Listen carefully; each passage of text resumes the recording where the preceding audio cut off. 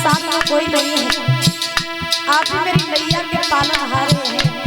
हे नाथ, आज मैं आपकी शरण में आया हूँ। वक्त कहता है नाथ कोई तेरो सहारो है, प्रभु के बिना कोई ना हारो है।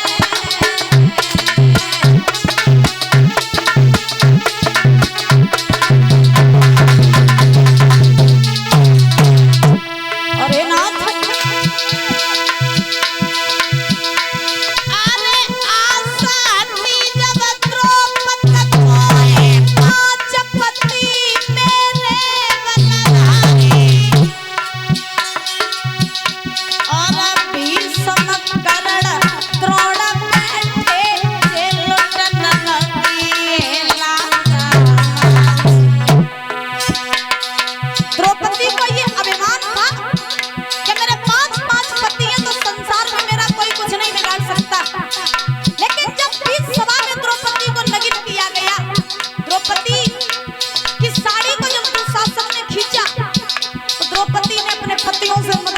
पितामह भीष्म से मदद मांगी, किसी ने मदद नहीं की। तब अंत में द्रौपदी को पता चला कि भगवान के सिवा संसार में हमारा कोई नहीं है। उसी समय द्रौपदी ने अपने दोनों हाथ खड़े कर दिए और जवाब दिया, हे कन्हैया, अब तो मेरी लाज तुम्हारे यहाँ है। उसी समय है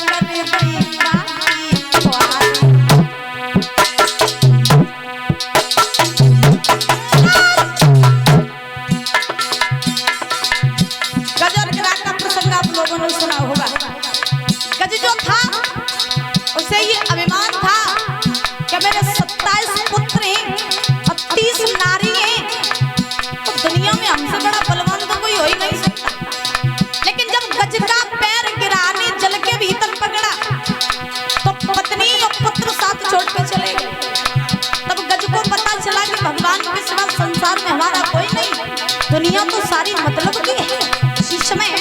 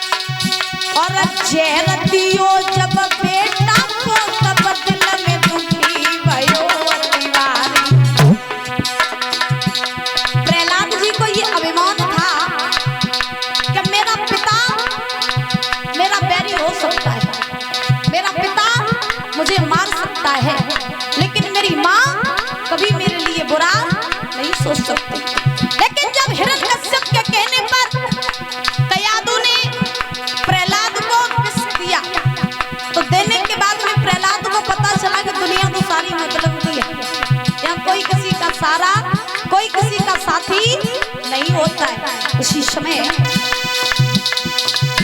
अरे आस टूट गई दुनिया की, तब माया पतन की आस लगाई। रोहित भैया और हम पार के प्रकट भये, बेटा चोली नो कंठ लगाई। नाथ मोर तेरो इशारा है, प्रभु के बिन कोई हमारा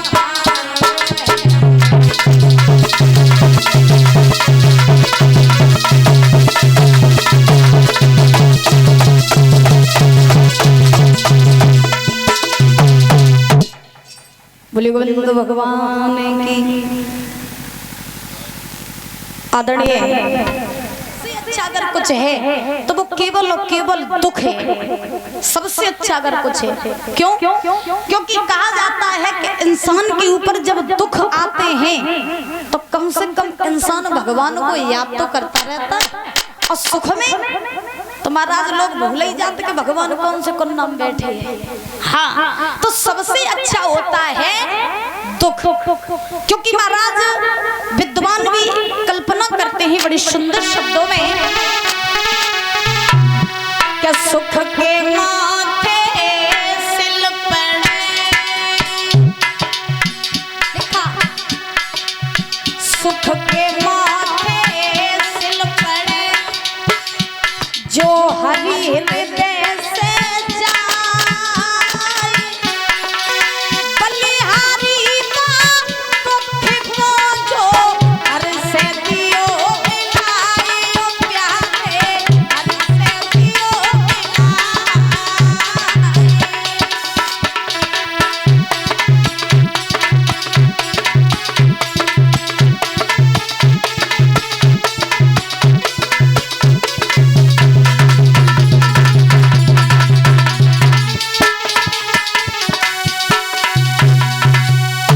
सुख के माथे सिल पड़े, जो हरि हृदय से जाए, और बलिहारी बा दुख को जो हर से दियो मिलाए। सबसे अच्छा होता है दुख, क्योंकि दुख जब इंसान के ऊपर आता है तो कम से कम इंसान भगवान को याद करता रहता है। एक समय की आपको हम बात बताएं कि जब महाभारत में भगवान श्री कृष्ण ने पांडवों को महाभारत का युद्ध जितवाया, तो महाभारत का युद्ध जितवाने के बाद में बुजुर्गों, जब भगवान पांडवों से विदा लेकर के जाने लगे, तब भगवान कन्हैया ने अपनी बुआ कुंती से कहा, बुआ युद्ध में तो तुम्हारी विजय हो गई, मैंने तुम्हें विजय दिलवा दी युद्ध में, अब सुनो मेरे जाने का वक्त आ गया है, तो मैं अब अपने धाम को जानना चाहता हूँ, और बुआ अब तुम्हारे सुख के जो दिन हैं वो प्रारंभ होने के लिए आ रहे हैं, इसलिए आप ऐसा करो कि हम तो अब जा ही रहे हैं, तो तुम हमसे कोई वरदान मांग लो। ये बात किसने कही? भगवान श्री कृष्ण ने कहा बुआ कुंती से कि हम तो अब जा रहे हैं, तो तुम ऐसा करो कि हमसे कोई वरदान मांग लो। तब देखो कुंती ने क्या बात कही। कुंती ने भगवान श्री कृष्ण से कहा कि हे बेटा, तुम जा तो रहे हो, फिर पता नहीं हमारी तुम्हारी कब भेंट हो, लेकिन अगर तुम मुझे कुछ देना ही चाहते हो तो तुमसे हम कुछ ज्यादा नहीं, सिर्फ और सिर्फ हम तुमसे दुख मांगना चाहते हैं। अगर तुम मुझे कुछ देना चाहते हो तो तुम मुझे ज्यादा नहीं, मुझे धन दौलत नहीं चाहिए, मुझे संपत्ति नहीं चाहिए, अगर तुम मुझे कुछ देना चाहते हो तो तुम मुझे दुख दे दो। भगवान आश्चर्य में पड़ गए, बुआ तूने बचपन से लेकर के आज तक सिर्फ दुख ही दुख उठाए, और आज भी तू हमसे दुख मांग रही है। और भगवान श्री कृष्ण ने कुंती से कहा, बुआ मेरी बात सुनो, सुनो, क्या तूने झेले दुख अपार, और बुआ पर मांग मती दुख, तूने झेले दुख अपार, बुआ पर मांग मती दुख हमसे।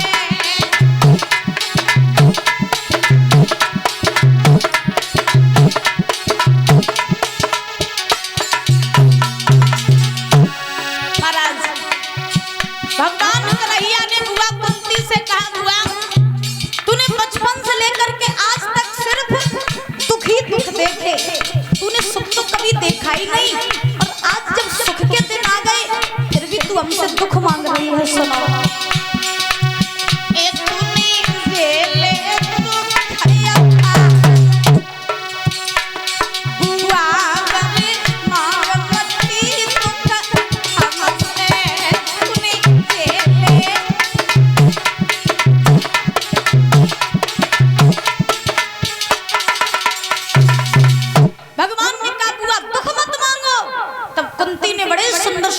जवाब दिया है कृष्ण, अगर हम तुमसे सुख मांगेंगे तो हो सकता है सुख आने से हम तुम्हें भूल जाएं, और अगर मेरे ऊपर दुख बने रहेंगे तो कम से कम हम तुम्हें याद तो करते रहेंगे। तो सबसे अच्छा क्या होता है, दुख या सुख है? दुख, सही बता। और अगर तुम्हारे ऊपर दुख आए जाए तुम भगवान का जकाती, भगवान बहुत बड़ो है, हमें दुख ही दुख दे। काती करे के ना तुम्हें लोग काती करे, भगवान बहुत बड़ो हमारे ऊपर दुख ही दुख दे। सुख तो हमें जमते ही नहीं, हम कैसे होते कहते। हाँ, तो सबसे अच्छा होता है दुख। सबसे अच्छी चीज वही होती है जिसमें हम भगवान को निरंतर याद करते रहे। बोली राधा रानी सरकार की। श्री हरि गंगा के किनारे व्यास नंदन श्री सुखदेव जी महाराज राजा परीक्षित को कथा श्रवण करा रहे हैं। तो व्यास नंदन श्री सुखदेव जी महाराज ने परीक्षित को कथा सुनाई, सूर्यवंश की कथा, जिसमें प्रभु श्री राम का अवतार हुआ। भगवान का अवतार क्यों होता है परीक्षित महाराज? है क्यों होता है भगवान का अवतार? क्यों होता है? उद्धार के लिए, पक्की बात। कहा जाता है भगवान का अवतार तब होता है जब पृथ्वी पर धर्म घटता है और अधर्म बढ़ता है। बाबा गोस्वामी तुलसीदास जी लिखते हैं बड़े सुंदर शब्दों में कि जब जब हो और धर्म की हानि और